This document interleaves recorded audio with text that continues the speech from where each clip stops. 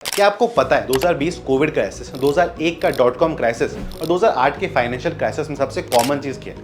वो ये है कि many of the world investors, experienced investors were heavily buying at that time और वहीं पे बाकी इन्वेस्टर्स सेल कर रहे थे या सही टाइम का वेट कर रहे थे ताकि वो अपने पैसे इन्वेस्ट कर सके। हिस्ट्री हमें यही बताती है कि हर मार्केट क्रैश के बाद बुल मार्केट आया है जिसमें लोगों ने पैसे बनाए, जैसे Warren Buffett, John Poulsen, Rakesh Jhunjhunwala and many more. But जब मार्केट क्रैश होता है तो हमें ये पता नहीं होता है कि मार्केट बाउंस बैक कब करेगा और एग्जैक्टली हमें क्या करना चाहिए to make the most out of this situation.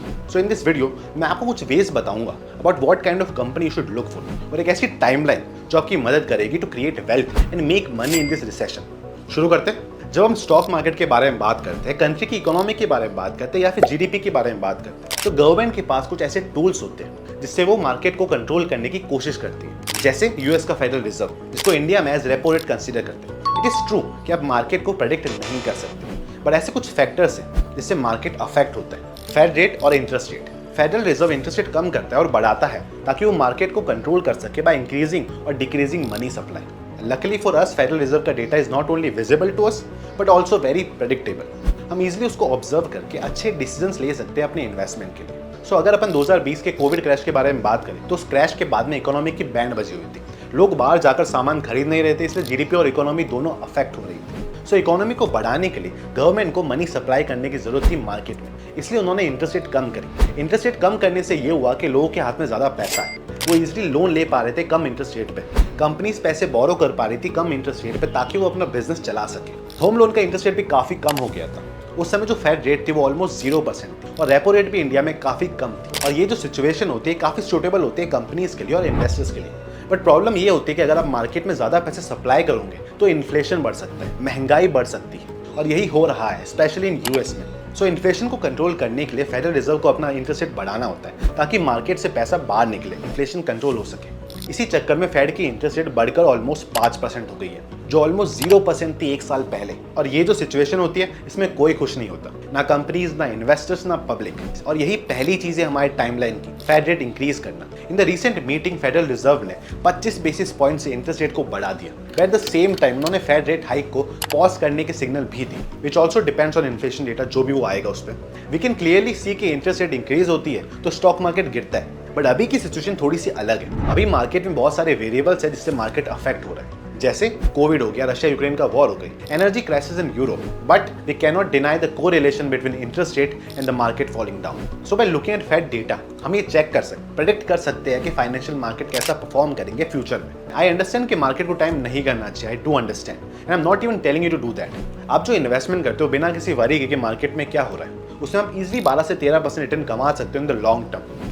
But अगर आप ऐसी सिचुएशन में जब मार्केट गिर रहा है अगर आप उसका बेनिफिट उठा पाओ तो आप काफी ज्यादा रिटर्न कमा सकते हो एक्सपोनेंशियली। और यही नेक्स्ट स्टेप है हमारी टाइमलाइन का। इंटरेस्ट रेट हाइक स्लो होगी, इंटरेस्ट रेट फ्रीज होगी कुछ टाइम के लिए and then interest rate decrease होगी और मार्केट ऊपर जाएगा, इकोनॉमी स्टेबल होगी। But that does not mean कि मार्केट 100% ऊपर ही जाएगा।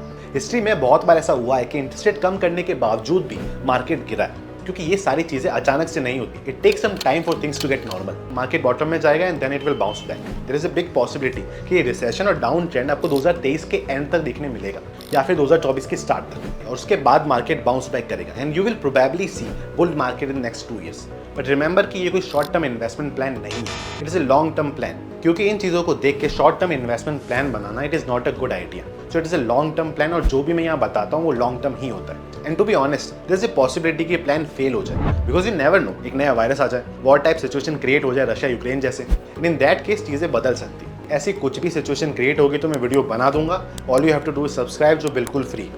बट दिस इन्वेस्टमेंट स्ट्रेटजी जब हैवीली इन्वेस्ट करते हो बैड इकोनॉमिक सिचुएशन में, वो हमेशा वर्क करी in the past.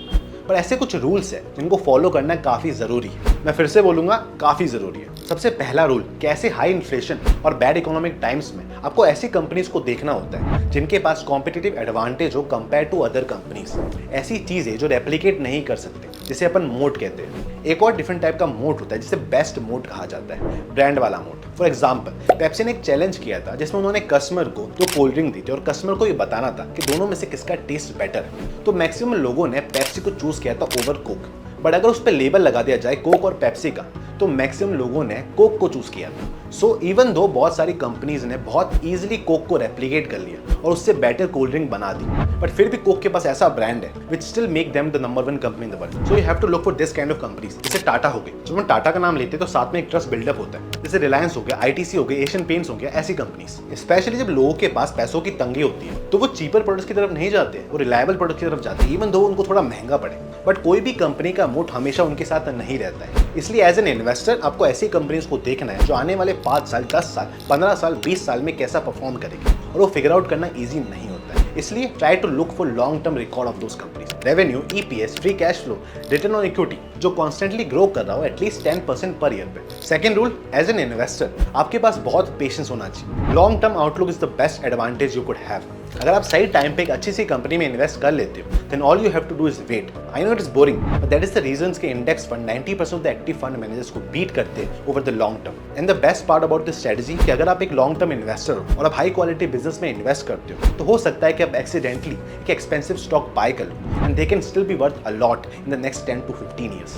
So if you come across high quality business in the stock market जो बहुत रेयर होते हैं, ट्रस्ट मी, उसको होल्ड करके रखो। आपको लग सकता है कि वो बहुत एक्सपेंसिव है और आप उसको बेच दो और बाद में आपको रियलाइज हो कि उस कंपनी ने अपने पोटेंशियल का सरफेस भी स्क्रैच नहीं किया। सो अगर आपको कोई ऐसा हाई क्वालिटी बिजनेस मिले तो उसको होल्ड करके रखो लॉन्ग टर्म के लिए एंड लेट इट कंपाउंड। उसको मत बेचो अनटिल और अनलेस उस कंपनी के फंडामेंटल चेंज हो जाए या फिर वो कंपनी काफी ज्यादा एक्सपेंसिव हो जाए। So let it compound, that's how you get multi baggers. So लगभग 6 से 12 महीने आपके पास जिसमें मार्केट का हाल थोड़ा बहुत सेम ही रहेगा। सो रुपए कॉस्ट एवरेजिंग करते जाओ, जब भी मार्केट गिरे बाय करते जाओ ताकि जब मार्केट ऊपर जाए तो आपको ज्यादा फायदा। एक और चीज, आई एम जस्ट रैंडम गाय जो इंटरनेट पे आके ये सब बातें कर रहा है। So I do not know everything and I could be totally wrong. So ये कोई फाइनेंशियल एडवाइस नहीं है, ऐसे मैं इन्वेस्ट करने का सोच रहा हूँ इसलिए मैं आपको बता रहा हूँ। अगर मार्केट में कुछ भी नया आता है तो आई मेक अ वीडियो। और मैं पहले इंस्टाग्राम पे ज़्यादा एक्टिव था, अभी यूट्यूब पे ज़्यादा एक्टिव होने की कोशिश कर रहा हूँ विद लॉन्ग फॉर्म कंटेंट। सो अगर आपको वीडियो अच्छा लगा तो लाइक कर देना।